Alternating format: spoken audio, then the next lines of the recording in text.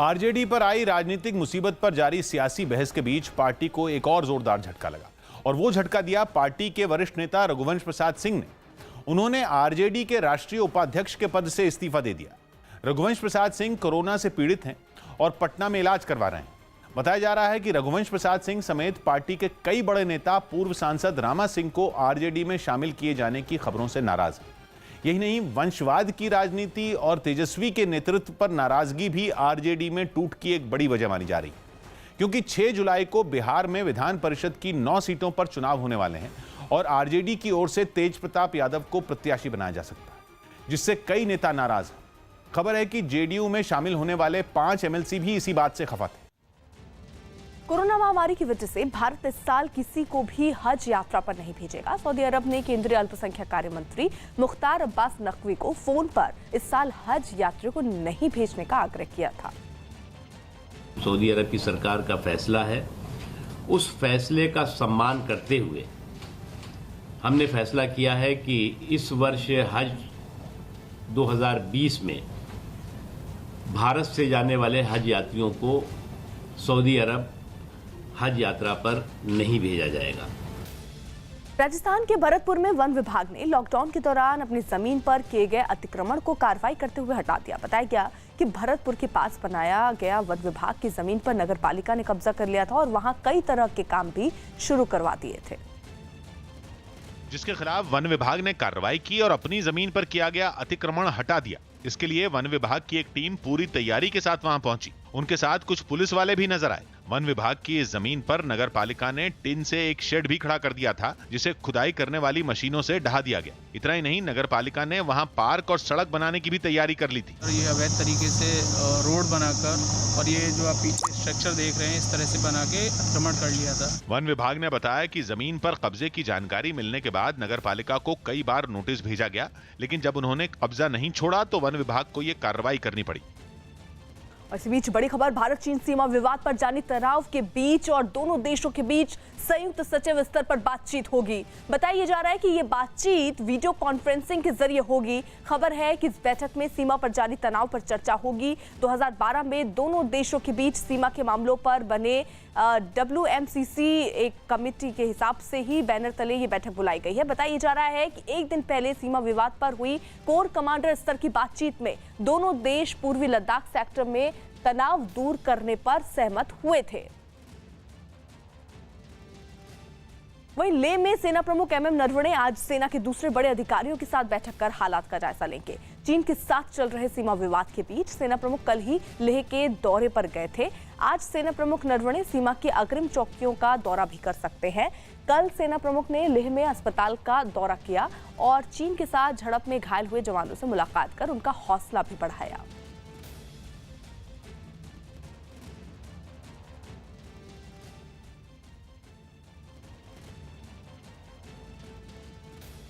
हमारे साथ 2 सहयोगी जुड़ रहे हैं। हमारे साथ संदीप बोल हमारे सहयोगी और शैलेंद्र वांगू हमारे साथ इस वक्त जुड़े हुए हैं। सबसे पहले संदीप का रुख करना चाहूंगी। संदीप, ये जो विवाद चल रहा है उस बीच दोनों देशों के बीच संयुक्त स्तर पर ये बातचीत हो रही है, इसको किस तरीके से, किस लिहाज से देखा जाए?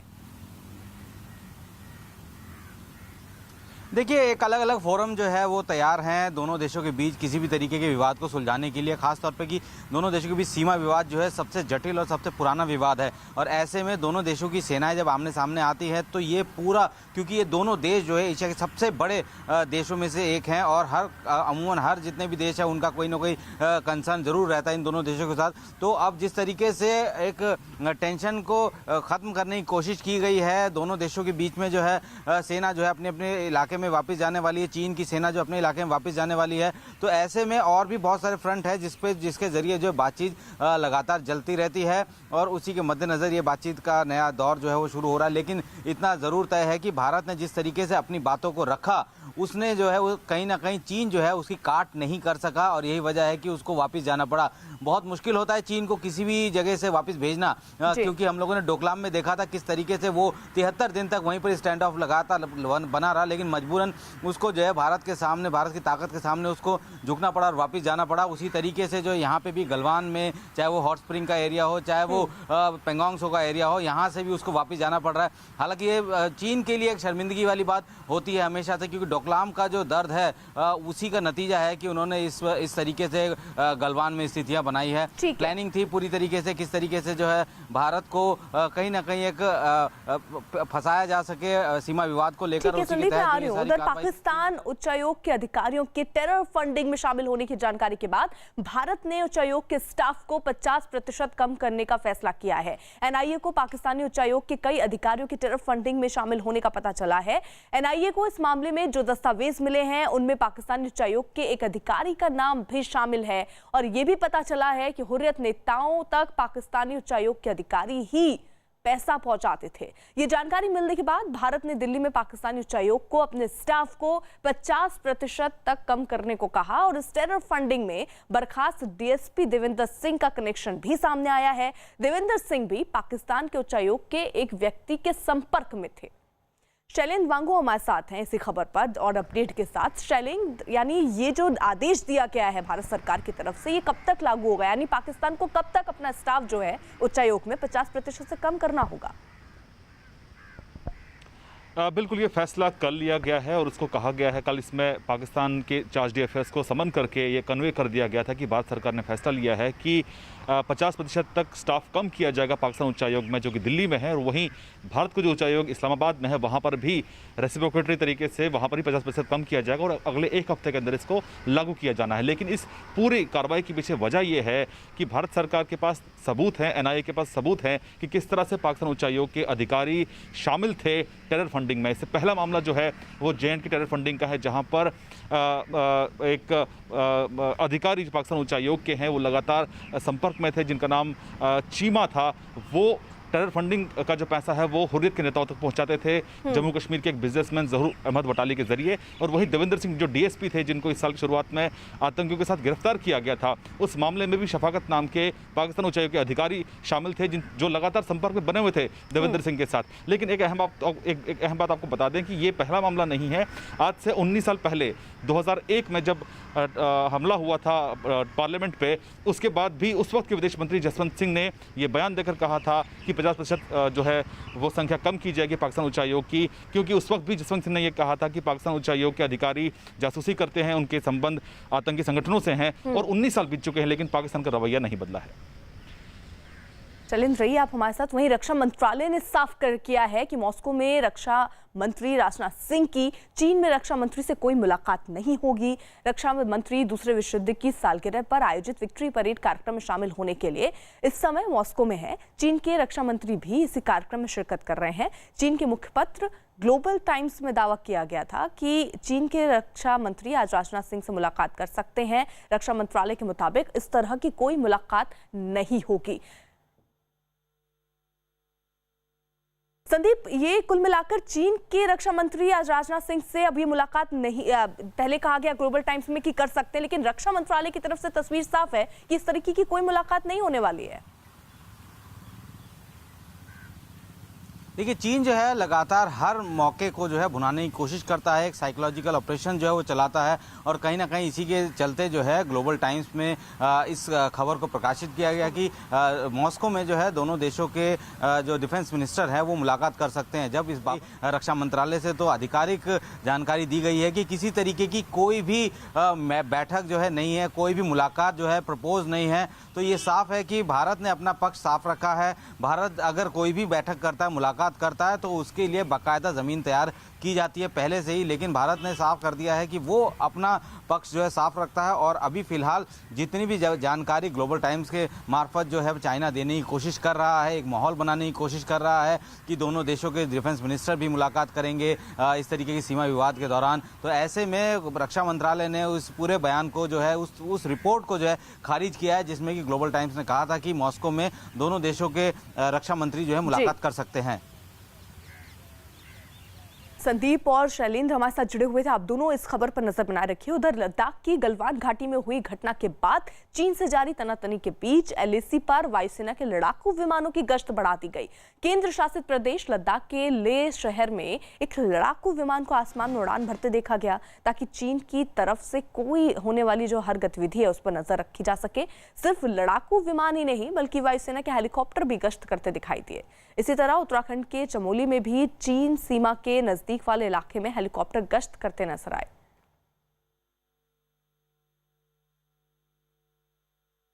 उधर राजस्थान के अलवर में दिल्ली पहुंचा एक ट्रक यहां के प्रीत विहार इलाके में पलट गया। इस ट्रक में लदी बोरियों में मार्बल का पाउडर भरा था, जो ट्रक पलटने से चारों तरफ बिखर गया। हादसे के बाद सड़क सफेद पाउडर की चादर से ढकी नजर आई। हालांकि इस हादसे में कोई घायल नहीं हुआ, लेकिन ड्राइवर मौके से फरार हो गया। आरोपी की तेज रफ्तार की वजह से ड्राइवर ने ट्रक का संतुलन खो दिया, जिससे यह हादसा हुआ।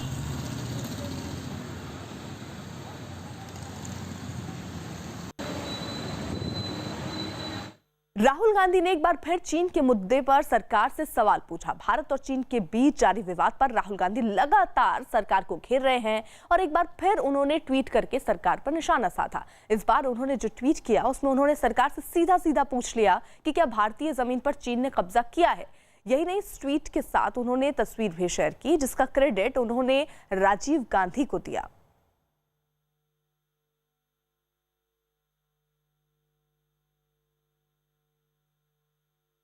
राहुल गांधी ने ट्वीट के जरिए सरकार से सवाल पूछा तो बीजेपी अध्यक्ष जेपी नड्डा ने भी इसका जवाब दिया। उन्होंने इसका जवाब देते हुए एक तस्वीर शेयर की, जिसमें सोनिया गांधी और राहुल गांधी समेत चीन के राष्ट्रपति शी जिनपिंग नजर आए। साल 2008 में बीजिंग ओलंपिक के दौरान सोनिया गांधी और राहुल गांधी चीन गए थे और वहां एक समझौता हुआ था, जिसका हवाला देते हुए जेपी नड्डा ने कांग्रेस पर देश की सेना का मनोबल गिराने का आरोप लगाया। कोई भी दुर्भाग्य आता है, उस दुर्भाग्य को एक प्लेटफॉर्म के रूप में इस्तेमाल करके अपने बेटे राहुल गांधी का लॉन्च पैड बनाने की जो प्रयास कांग्रेस पार्टी करती है, ये बात नहीं चलेगी, ये उचित नहीं है। एमपी के सिंगरौली में नदी के तेज बहाव में फंसे 4 बच्चों को बचा लिया गया। बताया गया कि ये बच्चे मछली पकड़ने गए थे, लेकिन नदी में अचानक पानी बढ़ गया और ये बच्चे तेज बहाव में फंस गए। बच्चों के नदी में फंसे होने की खबर लगते ही एसडीआरएफ की टीम वहां पहुंची और बच्चों को बचाने की कोशिशें शुरू कर दी गईं। कई गांव वाले भी वहां जमा हो गए। ये बच्चे कई घंटों तक नदी की तेज धारा के बीच फंसे रहे। हालांकि 2 घंटे तक चले रेस्क्यू ऑपरेशन के बाद सभी बच्चों को सुरक्षित बचा लिया गया। इसमें लगभग 1 से 1.5 घंटा रेस्क्यू चला है। ये चारों बच्चे सुरक्षित निकाल लिए गए। इस घटना के बाद बच्चे काफी सहम गए, जिन्हें वहां मौजूद पुलिस वालों ने हिम्मत देकर शांत कराया। हम लोग मछली पकड़ने गए थे, अचानक से नदी आ गई, हम लोग फंस गए थे।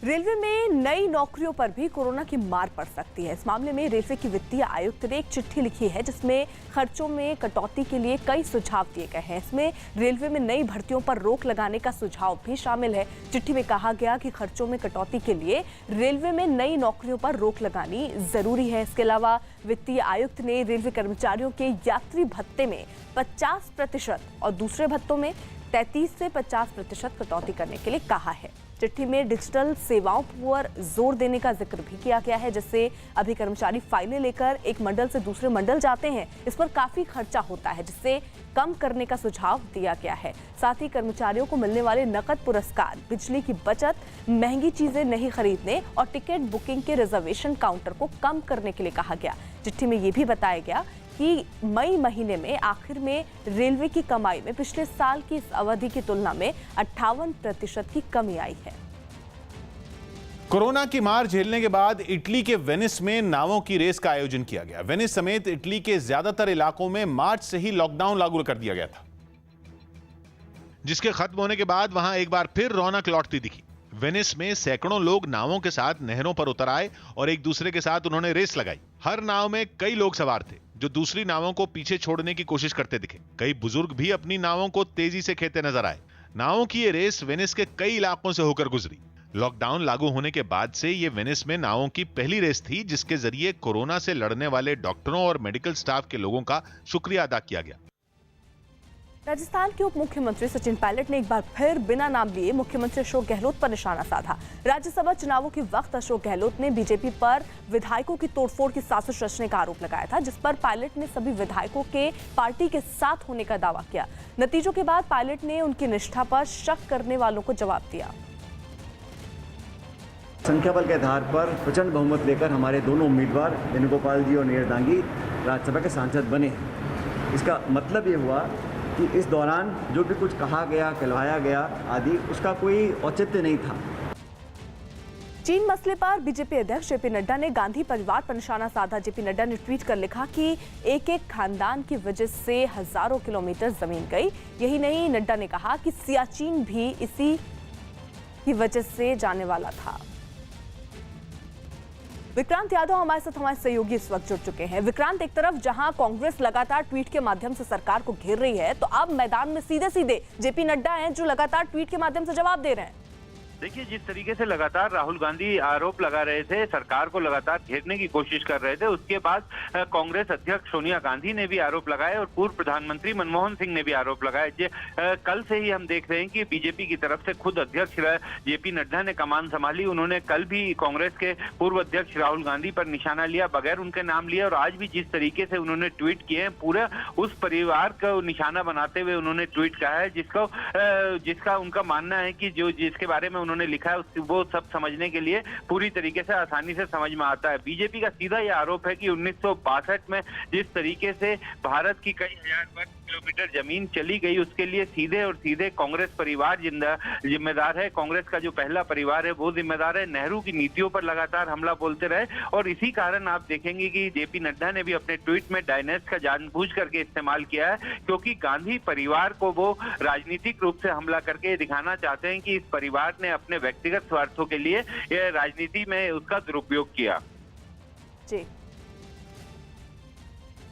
मुंबई में कोरोना मरीजों की मदद के लिए एक सामाजिक संस्था ने मुफ्त ऑक्सीजन सिलेंडर मुहैया कराने की मुहिम शुरू की। कई अस्पतालों में ऑक्सीजन सिलेंडर की कमी हो गई थी। ऐसे हालात में यह संस्था कोरोना मरीजों की मदद के लिए आगे आई और इस संस्था से जुड़े लोग जरूरतमंद मरीजों को स्कूटर से ही ऑक्सीजन सिलेंडर पहुंचाते नजर आए। जबकि मरीजों को ऑक्सीजन सिलेंडर पहुंचा रहे हैं इन लोगों के पास स्कूटर के अलावा कोई दूसरा साधन नहीं है। बढ़ते कोरोना मरीजों की वजह से कई अस्पतालों में ऑक्सीजन सिलेंडर की कमी हो गई थी, जिसके बाद यह संस्था आगे आई और जरूरतमंद मरीजों को मुफ्त सिलेंडर बांटने का अभियान शुरू किया। अब यह संस्था रोजाना करीब 30 मरीजों को मुफ्त ऑक्सीजन सिलेंडर मुहैया करवा रही है। स्टार्ट में हमने 20 सिलेंडर्स का इंतजाम किया था, फिर उसके बाद में जब फाइनेंसेस नहीं थे, क्योंकि हम किसी से डोनेशन वगैरह नहीं ले रहे, तो इन्हीं ने अपनी गाड़ी फिर बेच दी। इसके संस्थापक ने बताया कि इस संस्था से जुड़े लोग 24 घंटे मरीजों को मदद पहुंचाने में जुटे हुए हैं, ताकि ऑक्सीजन सिलेंडर की कमी से मरीजों की मौत न हो। पूरे मुंबई में जहाँ से भी मुझे कॉल आ रही है, मुंबई कहीं नहीं, कोई किसी भी कोने से हम लोग उनको सिलेंडर प्रोवाइड कर रहे हैं फ्री ऑफ कॉस्ट। झारखंड के पलामू में मलय नदी में गिरे दूल्हे और दुल्हन को कुछ लोगों की मदद से बचाया गया। ये हादसा नदी पार करते वक्त हुआ। जिस कार में दूल्हा दुल्हन सवार थे वो नदी में जा गिरी। इस हादसे को देख इलाके के कुछ लोग वहां इकट्ठा हो गए और इन दोनों को बचाने की कोशिश शुरू हो गई। पानी का बहाव तेज होने की वजह से बचाव में जुटे लोगों को काफी मुश्किलों का सामना करना पड़ा, जबकि कार के थोड़ी दूर तक बह जाने से भी उन्हें बचाने में काफी परेशानी हुई। ऐसे में कुछ लोग नदी में उतरे और रस्सी की मदद से दूल्हा दुल्हन को बचाने का अभियान शुरू किया गया। इन लोगों ने हिम्मत नहीं हारी और दूल्हा दुल्हन को सुरक्षित बाहर निकाला। इन दोनों के अलावा कार में सवार बाकी लोगों को भी बचा लिया गया।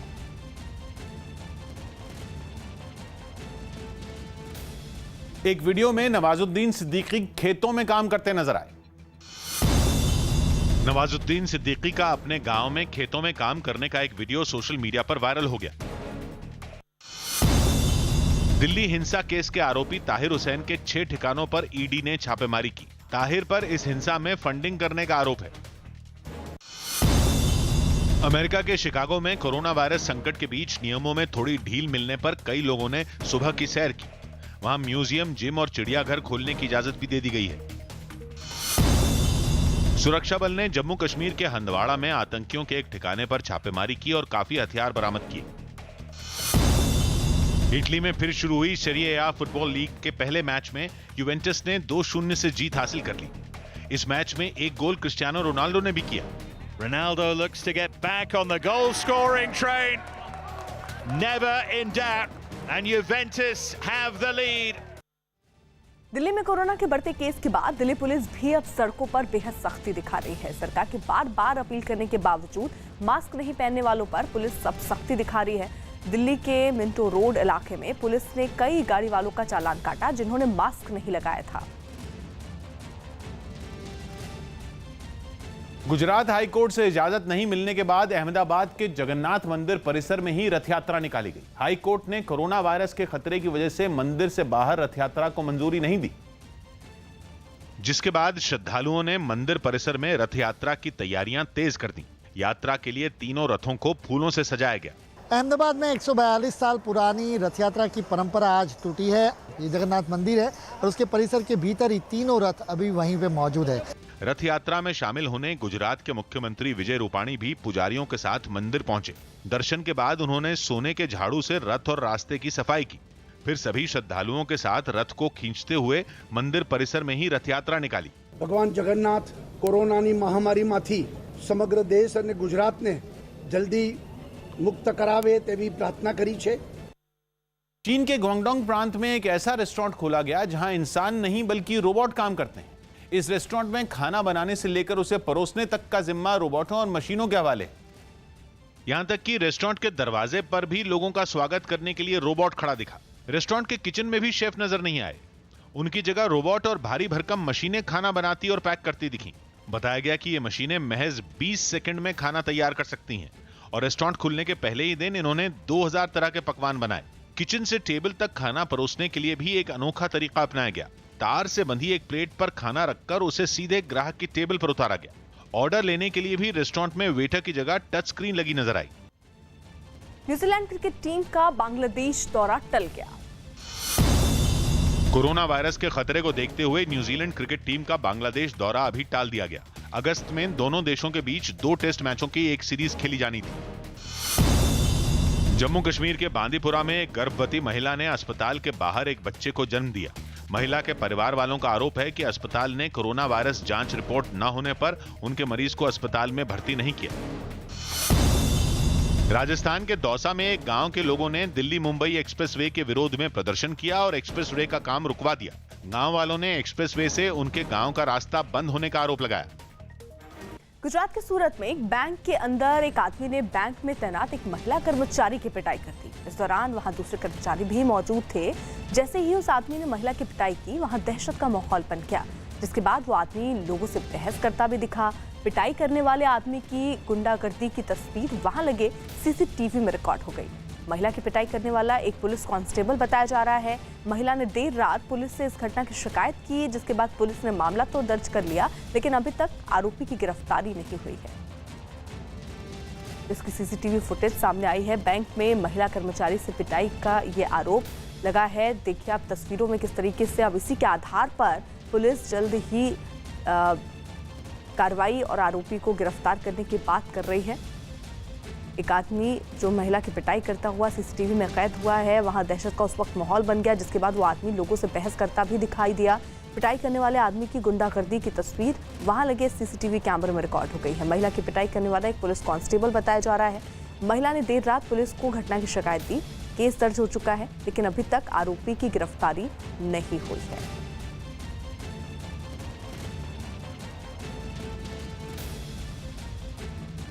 तो बैंक में महिला कर्मचारी के साथ पिटाई की गई है। पुलिस कांस्टेबल बताया जा रहा है। ये शख्स जो तस्वीरों में दिख रहा है, ये बताया जा रहा है कि ये अंदर आता है और महिला के साथ पिटाई करता है। महिला ने शिकायत दर्ज कराई, जिसके बाद केस दर्ज होने के बाद अब पुलिस जल्द ही कार्रवाई की बात कर रही है।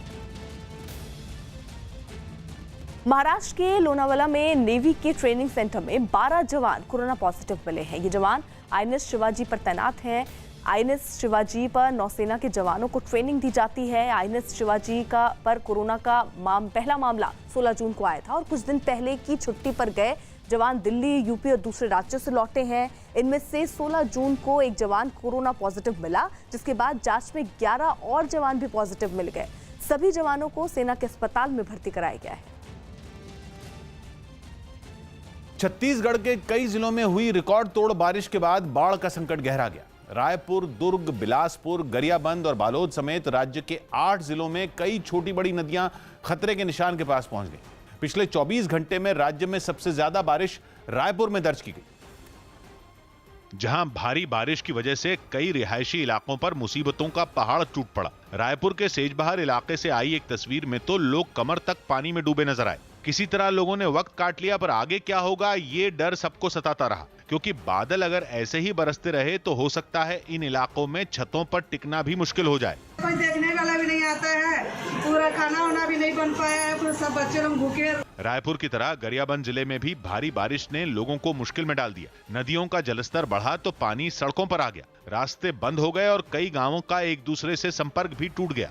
बालोद जिले के निचले इलाकों में भी बाढ़ ने मुश्किल बढ़ा दी। मौसम विभाग ने भी अपने अनुमान में यह बताया कि छत्तीसगढ़ के कुछ जिलों में भारी बारिश का सिलसिला जारी रहेगा, जिसका मतलब यह है कि छत्तीसगढ़ में बाढ़ का संकट और गहरा सकता है। और ये संकट राज्य के 8 जिलों पर मंडरा रहा है। इन 8 जिलों में रायपुर भी है, जहां पिछले 24 घंटे में राज्य में सबसे ज्यादा 129 मिलीमीटर बारिश दर्ज की गई। रायपुर के अलावा गरियाबंद, धमतरी और बालोद में भी पिछले 24 घंटे में 120 मिलीमीटर बारिश रिकॉर्ड हुई।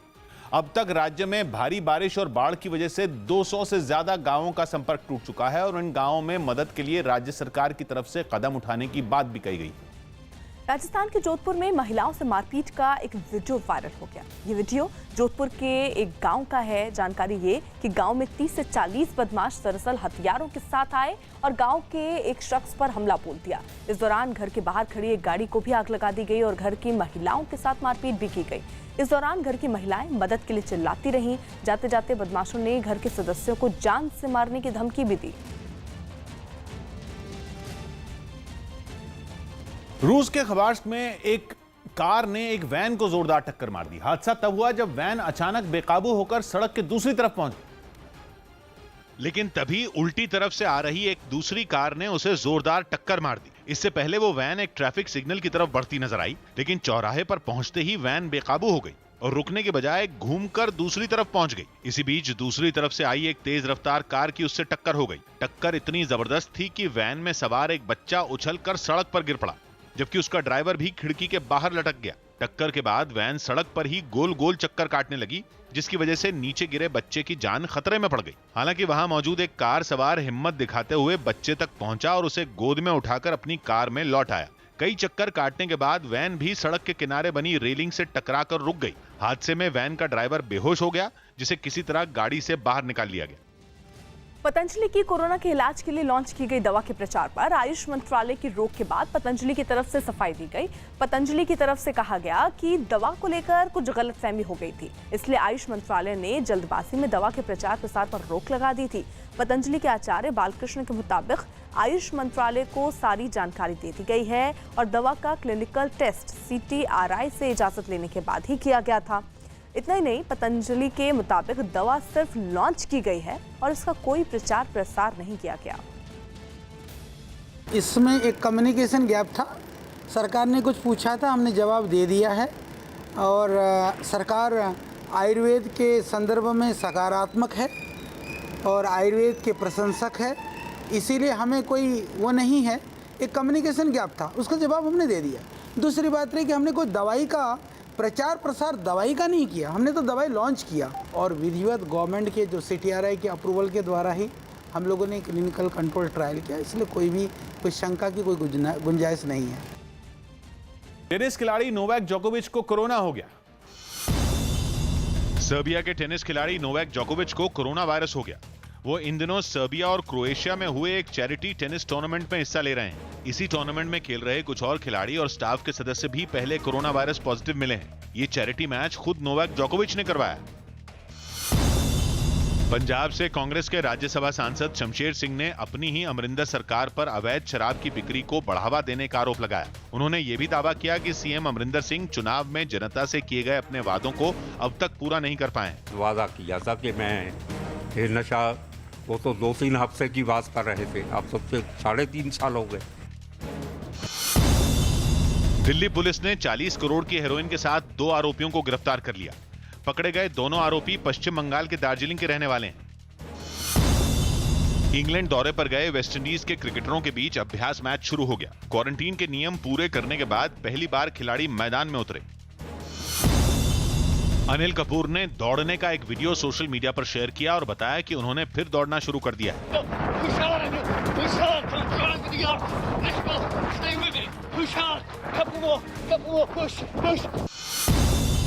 राहुल गांधी ने कांग्रेस की बैठक में दावा किया कि चीन ने भारत की जमीन पर कब्जा कर लिया है। साथ ही उन्होंने प्रधानमंत्री मोदी पर सेना को धोखा देने का आरोप लगाया। देश में पिछले 24 घंटे में एक दिन में कोरोना के सबसे ज्यादा 15,968 नए मामले सामने आए, तो वहीं 24 घंटे में 465 लोगों की मौत हो चुकी है। देश में कोरोना के मरीज बढ़कर इसी के साथ 4,56,183 हो गए हैं, जबकि देश भर में कुल मौतों का आंकड़ा बढ़कर 14,000 476 हो गया है। तो अगर हम 24 घंटे के आंकड़ों को देखें तो सबसे ज्यादा केस पिछले 24 घंटे में सामने आए हैं। 15,000 से ज्यादा, 15,968, यानी करीब करीब 16,000 के करीब ये मामले सामने आए हैं। रवि सिंह हमारे सहयोगी इस वक्त जुड़ चुके हैं। रवि, अब तक का सबसे ज्यादा ये आंकड़ा पिछले 24 घंटे का, तकरीबन 16,000 के करीब नए मामले सामने आए हैं। बिल्कुल सही आपने कहा, ये सबसे बड़ा आंकड़ा है और जो मौत हुई है उनमें भी सबसे ज्यादा बढ़ोतरी हुई है। सबसे बड़ा आंकड़ा वो भी है 24 घंटे में अब तक का अगर देखा जाए तो, और मामले भी लगातार बढ़ रहे हैं। और ये पिछले कई दिन उसमें भी देखा जा रहा है कि 15,000 के आसपास ही मामले आ रहे हैं पिछले कई दिनों से। लेकिन एक चीज ये भी देखा जा रहा है कि पिछले काफी समय से जो टेस्ट है पूरे देश में, जो कोरोना की जांच है, उसके सैंपल की में इजाफा हो रहा है, लगातार इजाफा हो रहा है।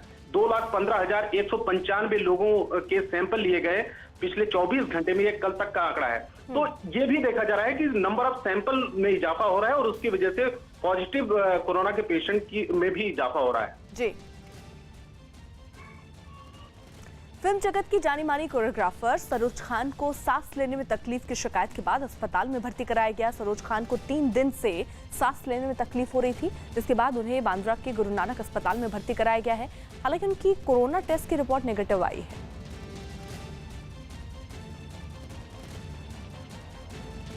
कोरोना संकट के बीच कोलकाता में इस्कॉन मंदिर ने भगवान जगन्नाथ की सांकेतिक रथ यात्रा निकाली। बताया गया कि कोलकाता में 49 साल में पहली बार ऐसा हुआ जब महानगर में रथ यात्रा नहीं निकली।